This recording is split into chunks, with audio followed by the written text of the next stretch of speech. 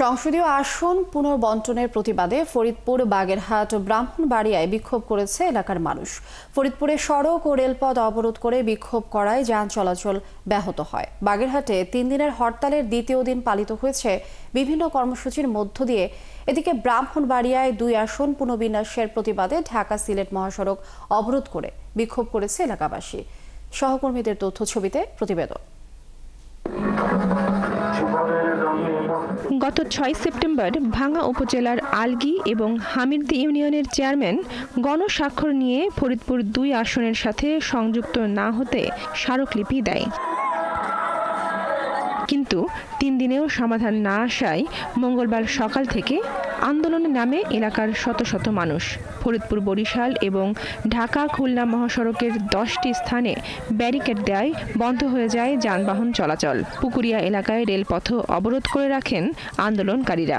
আমাদের আলগী এবং হামিরদিকে কেটে নেওয়া সালতা এবং নগরকান্দা দেওয়া হচ্ছে, এটা আমরা চাইতেছি না।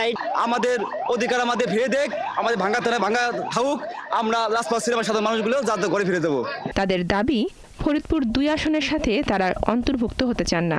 দ্রুত গেজেট প্রত্যাহার না করা হলে বৃহত্তর কর্মসূচি চলবে।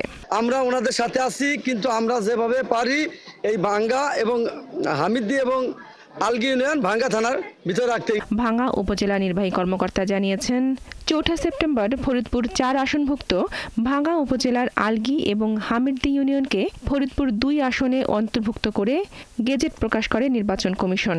এরই প্রতিবাদে আন্দোলন করছে 2 ইউনিয়নের বাসিন্দারা। আলগী এবং হামিরদী ইউনিয়নের সাধারণ মানুষের একটা স্বাক্ষরিত স্মারকলিপি আমার হাতে পৌঁছায়। সেই স্বাক্ষরিত স্মারকলিপিটা তাদের যে দাবিটা, তাদের যে আগের যেই সংসদীয় আসনের যে সীমানা, সেটি পুনর্বহালের যে দাবিটা, সেটি আমরা ঊর্ধ্বতন কর্তৃপক্ষের কাছে পাঠিয়ে দিয়েছি। বাগেরহাটেও সংসদীয় আসন পুনর্বিন্যাসের দাবিতে মোংলায় দ্বিতীয় দিনের হরতালে বিক্ষোভ মিছিল ও সমাবেশ হয়েছে।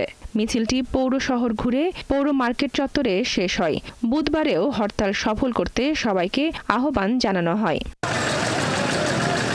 একইভাবে ব্রাহ্মণবাড়িয়া সদর ও বিজয়নগর উপজেলার 2টি ইউনিয়নকে ব্রাহ্মণবাড়িয়া 2 আসনে অন্তর্ভুক্ত করায় ঢাকা-সিলেট মহাসড়ক অবরোধ করে বিক্ষোভ করেছে এলাকাবাসী। অবরোধের কারণে যান চলাচল বন্ধ হয়ে যায়। বনশ্রী হালদার, 71। দর্শক, হরতালের বিষয়ে জানবো। আমাদের সাথে এই মুহূর্তে যুক্ত হচ্ছেন সহকর্মী এনামুল হক।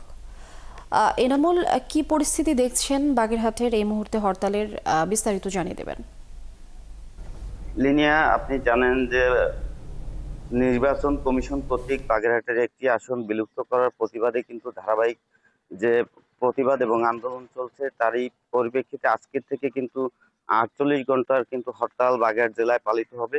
সেই হরতালে আজকে প্রথম দিন সকাল থেকে আমরা দেখতে পাচ্ছি, আমি কিন্তু এখন দাঁড়িয়ে আছি খুলনা মোংলা মহাসড়কের মোংলা বাস স্ট্যান্ডে। আপনাকে যদি একটু আমার পিছনে দেখাই, তো সকাল থেকে কিন্তু এখানে কোনো ধরনের যানবাহন ছেড়ে যায়নি এবং এখানে যে পরিবহন যে রয়েছে ঢাকা খুলনা এবং ঢাকা চট্টগ্রাম মোংলা চট্টগ্রামের, সেই কোনো ধরনের পরিবহন কিন্তু এখান থেকে ছেড়ে যায়নি।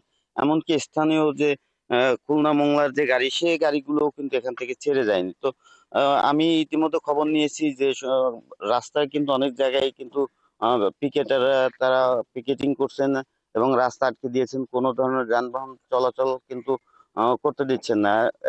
আর স্থানীয় যে বাসিন্দা রয়েছেন তাদের সাথে আমি কথা বলেছি এবং বিএনপি জামায়াতের নেতাদের সাথে কথা বলেছি, তারা কিন্তু জানিয়েছেন যে না, তাদের এই আসন পুনরায় ফিরিয়ে দেওয়া না পর্যন্ত কিন্তু তারা আন্দোলন চালিয়ে যাবেন। এরপরেও কিন্তু তারা আজকে যে হরতাল 48 ঘন্টা চালু হয়েছে, 48 ঘন্টা হরতালের পরেও কিন্তু তারা বিভিন্ন কর্মসূচি গ্রহণ করবেন। এছাড়া সকাল থেকেই কিন্তু আপনার মোংলা মোড়লগঞ্জ শরণখোলার যে ফেরি চলাচল, সেটিও কিন্তু বন্ধ রয়েছে। এছাড়া যে খেয়া পারাপার মোংলা রামপাল মোড়লগঞ্জ শরণখোলার যে খেয়া পারাপার, এছাড়াও অন্যান্য উপজেলা যে 9টি উপজেলা রয়েছে, এই সমস্ত উপজেলার কিন্তু সড়ক মহাসড়ক অলিগলিতে কিন্তু পিকেটিং চলছে এবং স্বতঃস্ফূর্তভাবেই কিন্তু স্থানীয় যে জনসাধারণ রয়েছে তারা কিন্তু স্বতঃস্ফূর্তভাবেই কিন্তু এই হরতাল পালন করছেন। এই হরতালের পরেও যদি ইসি তার সিদ্ধান্ত বদল না করেন, তাহলে কিন্তু এখানে পরবর্তীতে বড় ধরনের আরো কর্মসূচি দেওয়া হবে বলে হুঁশিয়ারি করেছেন স্থানীয় যে বিএনপি জামাতের নেতা কর্মী রয়েছেন তারা। এছাড়া আপনি এই যে আজকে যে 48 ঘন্টার অবরোধ শুরু হয়েছে, এই অবরোধ কিন্তু চলবে আগামীকালকেও। তো এর ফলে কিন্তু মোংলা বন্দর এবং মোংলা বন্দর থেকে বন্দরের জেটি থেকে যে পণ্যবাহী ট্রাক পরিবহন সড়ক পথে সেটি কিন্তু বন্ধ হয়ে রয়েছে। এছাড়া কিন্তু মোংলা ইপিজেডে আপনি জানেন হাজার হাজার শ্রমিক কাজ করেন, কিন্তু মোংলা খেয়ার যে ট্রলার সেটি বন্ধ থাকার ফলে কিন্তু আজকে ভোর থেকেই কিন্তু কোনো শ্রমিক কিন্তু পার হতে পারেনি।